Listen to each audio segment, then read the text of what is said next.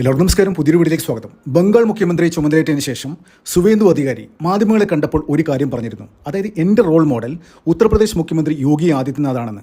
അപ്പോൾ യോഗി കഴിഞ്ഞ 10 വർഷമായിട്ട് ഉത്തർപ്രദേശിൽ ചെയ്തുകൊണ്ടിരിക്കുന്ന പല കാര്യങ്ങളും അതേ രീതിയിൽ ഞാൻ ബംഗാളിൽ നടപ്പിലാക്കും. അതായത് ഉത്തർപ്രദേശിന് സമാനമായ സാഹചര്യമാണ് ബംഗാളിലും ഉള്ളത്. അത് നമുക്കറിയാം, 2017 യോഗി ഭരണം അവിടെ ഏറ്റെടുക്കുമ്പോൾ അവിടെ ഒരു ജംഗിൾ രാജ്യമായിരുന്നു. അതായത് 25 കോടി ജനങ്ങളുള്ള ഉത്തർപ്രദേശിനെ ക്ലീനാക്കി കഴിഞ്ഞ 10 വർഷം കൊണ്ട്. അതായത് ഗുണ്ടകളെ വെടിവെച്ച് കൊന്നും അത്തരത്തിൽ അടിച്ചമർത്തിക്കൊണ്ട് തന്നെയാണ് യോഗി അവിടെ ഭരണം ഇപ്പോൾ തുടർന്നുകൊണ്ടിരിക്കുന്നത്. അപ്പോൾ രാജ്യവ്യാപകമായിട്ട് യോഗിക്ക് വലിയൊരു ഫാൻ ബേസ് ഉണ്ടായി. ഭാവി പ്രധാനമന്ത്രി എന്നുള്ള ഒരു ലേബലും കൂടി അദ്ദേഹത്തിന് കിട്ടി. അപ്പോൾ സമാനമായ കാര്യങ്ങൾ തന്നെയാണ് സുവേന്ദു അധികാരിക്ക് ബംഗാളിൽ നടപ്പിലാക്കേണ്ടത്. അതിന് അത്രയും കഴിഞ്ഞ 30 വർഷം CPM ഭരിച്ചു. അതിനുശേഷം 15 വർഷം മമതയുടെ ജംഗിൾ രാജായിരുന്നു. അപ്പോൾ ഇത്രയും 45 വർഷം ബംഗാളികൾക്ക് അവർ സുവർണ്ണ കാലഘട്ടം നഷ്ടമായി.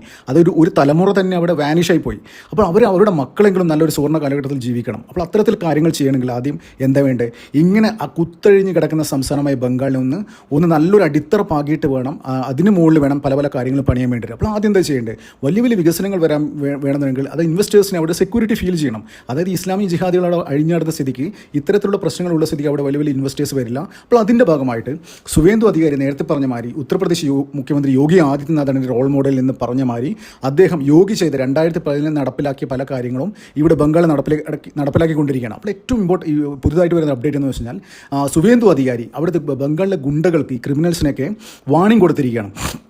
അതായത് അടുത്ത 30 ദിവസത്തിനുള്ളിൽ നിങ്ങൾ കീഴടങ്ങിൽ ഉടൻ തന്നെ നിങ്ങളെ കാലപുരിക്ക് അയക്കുമെന്നാണ് സുവേന്ദു അധികാരി വാൺ ചെയ്തിരിക്കുന്നത്. അപ്പോൾ ഇതേമാതിരിയാണ് യോഗിയും 2017 ഭരണം ഏറ്റെടുത്തതിന് ശേഷം 90 ദിവസം കൊടുത്തു. അതായത് ഇതിനെക്കാട്ടി വലിയ സംസ്ഥാനമാണല്ലോ ഉത്തർപ്രദേശ്. 90 ദിവസത്തിനുള്ളിൽ കീഴടങ്ങാത്തവന്മാരെ, കുറേ ഗുണ്ടകൾ കീഴടങ്ങി, കുറേ കീഴടങ്ങാത്തവന്മാരൊക്കെ എൻകൗണ്ടറിൽ തീർത്തു. അപ്പോൾ ഇത് തന്നെയാണ് സുവേന്ദു അധികാരി ഇവിടെ പറയുന്നത്. അതായത് കാലപുരിക്ക് അയക്കും എന്ന് പറഞ്ഞത് എൻകൗണ്ടർ ചെയ്യും എന്ന് പരസ്യമായിട്ട് പറയാൻ പറ്റില്ലോ. അതുകൊണ്ട് ഒരു വളർച്ച ഇങ്ങനെ പറഞ്ഞാണ് അതായത് കാലപുരിക്ക് അയക്കും എന്ന് പറഞ്ഞത്. അപ്പോൾ സമാനമായ ഒരു ഉത്തർപ്രദേശ് ഉണ്ടായ സാഹചര്യം ഇപ്പോൾ ബംഗാളിൽ നടന്നുകൊണ്ടിരിക്കുകയാണ്. അത് ബംഗാളിനെ സംബന്ധിച്ചിടത്തോളം ഞാൻ നേരത്തെ പറഞ്ഞ കഴിഞ്ഞ 45 വർഷമാണ് ബംഗാളിലെ ഒരു തലമുറക്ക് തന്നെ നഷ്ടപ്പെട്ടത്. അപ്പോൾ അതൊക്കെ തിരിച്ചു പിടിക്കാൻ വേണ്ടി തന്നെയാണ് സുവേന്ദു അധികാരിയുടെ തീരുമാനം. മൊത്തം ക്ലീൻ ആക്കിയിട്ട് വലിയ രീതിയിലുള്ള ഇൻവെസ്റ്റ്മെൻറ്റ് അവിടെ കൊണ്ടുവരാൻ പോവുകയാണ്. അപ്പോൾ കുത്തഴിഞ്ഞെടുക്കണം. അപ്പം ഈ ബംഗാൾ എന്ന് പറയുന്ന സംസ്ഥാനം കഴിഞ്ഞ 45 വർഷമായിട്ട് പക്കാ മുസ്ലിം തീവ്രവാദികൾ തന്നെയാണ് അവിടെ കൈകാര്യം ചെയ്തുകൊണ്ടിരിക്കുന്നത്.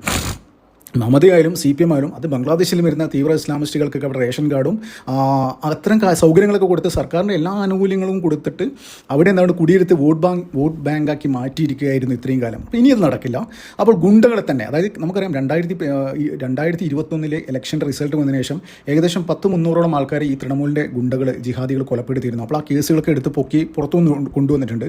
അതിനുവേണ്ടി തന്നെയാണ്, അതായത് ബംഗാൾ ക്ലീൻ ആക്കാൻ വേണ്ടി തന്നെയാണ് യോഗിയുടെ റൈറ്റ് ഹാൻഡായ അജയ് പാൽ ശർമ്മ പോലുള്ള എൻകൗണ്ടർ സ്പെഷ്യലിസ്റ്റുകളെ അവിടെ ഡെപ്യൂട്ടേഷനിൽ 5 വർഷത്തേക്ക് ഡെപ്യൂട്ടേഷനിൽ കേന്ദ്ര ആഭ്യന്തര മന്ത്രാലയം കൊണ്ടുവന്നിരിക്കുന്നത്. അതായത് ഇവരൊക്കെ IPS പോസ്റ്റ് ചെയ്യുന്ന ഇവരാണല്ലോ. അപ്പോൾ എന്തിനായാലും ഇവർ കുറച്ച് കാറ്റഗറി ചെയ്തിട്ടുണ്ട്. കുറച്ച് ഗുണ്ടകളെ ഓരോ ടയർ 1, ടയർ 2, ടയർ 3 എന്ന ലെവലിൽ ഗുണ്ടകളെ കാറ്റഗറൈസ് ചെയ്തിട്ടുണ്ട്. ഈ കാറ്റഗറൈസ് ചെയ്ത ഗുണ്ടകളെ ടോപ്പ് ടയറിലെ അവന്മാരൊക്കെ ഇനി എന്തായാലും പോറ്റാൻ ഉദ്ദേശിക്കുന്നില്ല.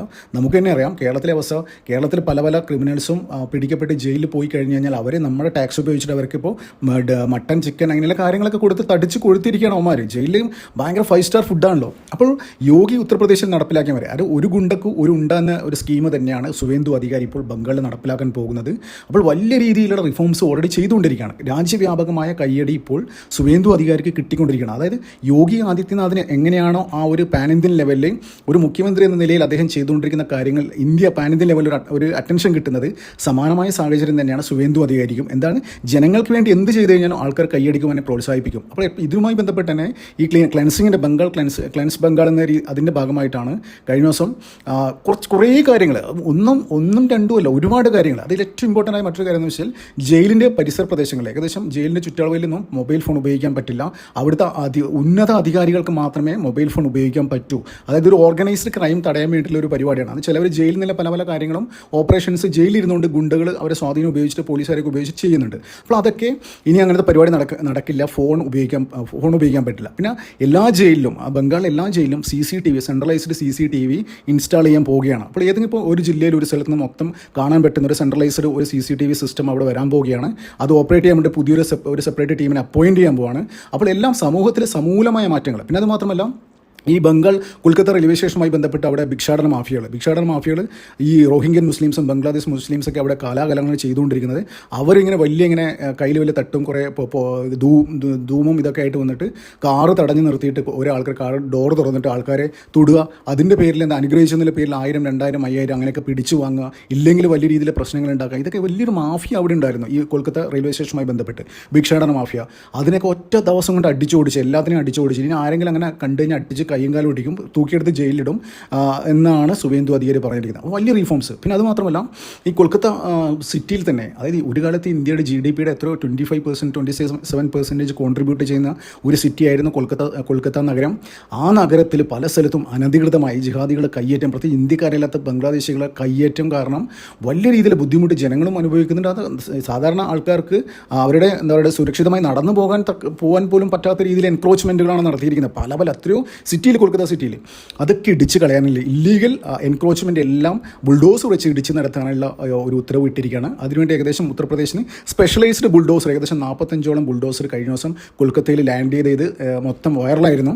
അപ്പോൾ 4ഓ 5ഓ ഡിസ്ട്രിക്റ്റിൽ ഓൾറെഡി ഉത്തരവിട്ടിരിക്കുകയാണ്. അപ്പോൾ കൊൽക്കത്ത സിറ്റി, ആ സിറ്റി കേന്ദ്രീകരിച്ചില്ല ഓൾറെഡി ഈ ബുൾഡോസ് ചെയ്യുന്ന കാര്യങ്ങൾ, ബിൽഡിംഗൊക്കെ ബുൾഡോസ് ചെയ്യുന്ന കാര്യങ്ങൾ ഇപ്പോൾ ഓൾറെഡി അതിൻ്റെ ഇത് ആരംഭിച്ചിരിക്കുകയാണ്. പിന്നെ അത് മാത്രമല്ല, ബംഗാളിൽ എല്ലാവരുടെയും, അതായത് ആരുടെയൊക്കെ എന്താ പറയുക, ആരെങ്കിലും അടുത്തിടെ ഭൂമി ലാൻഡ് ട്രാൻസാക്ഷൻ നടത്തുന്നുണ്ട് അതിൻ്റെ ഫുൾ ഡീറ്റെയിൽസ്, പിന്നെ എല്ലാവരുടെയും പക്കൽ എത്രത്തോളം ഭൂമിയുണ്ട്, അത്തരം പ്രോപ്പർട്ടി റിട്ടേൺ, അത്രയുള്ള കാര്യങ്ങളൊക്കെ കടന്നുകൊണ്ടിരിക്കുകയാണ്. അപ്പോൾ ആരൊക്കെയാണ് ഭൂമി ഹോൾഡ് ചെയ്യുന്നത്, അത്രയും കാര്യങ്ങൾ ഫുൾ സുതാര്യമല്ലാത്ത കാര്യങ്ങളൊക്കെ അന്വേഷിച്ച് അതെല്ലാം എന്താ പറയേണ്ടത്, അത് സർക്കാർ പിടിച്ചെടുക്കാനുള്ള ഒരു കാര്യങ്ങളൊക്കെ കടന്നിരിക്കുകയാണ്. പിന്നെ അത് മാത്രമല്ല, എല്ലാ ഡിസ്ട്രിക്ട് കളക്ടർക്കും ഓർഡർ കൊടുത്തിരിക്കുകയാണ്. അതായത് പ്രദേശങ്ങളിൽ ആരെങ്കിലും എന്തെങ്കിലും ഇല്ലീഗൽ എൻക്രോച്ച്മെൻറ്റ് ചെയ്തിട്ടുണ്ടെങ്കിൽ ഉടനടി അറിയിക്കണം. അതായത് 30 ദിവസത്തിനുള്ളിൽ റിപ്പോർട്ട് വേണമെന്നാണ് സുവേന്ദു അധികാരിക്ക് ജില്ലാ കളക്ടർമാർക്ക് നിർദ്ദേശം നൽകിയിരിക്കുന്നത്. അപ്പോൾ ഇതെന്താ ഉണ്ടാവുമെന്ന് പറയും. ഈ 30 ദിവസത്തിനുള്ളിൽ ഈ സാധനങ്ങളൊക്കെ സുവേന്ദു അധികാരി ടേബിളിലെത്തും.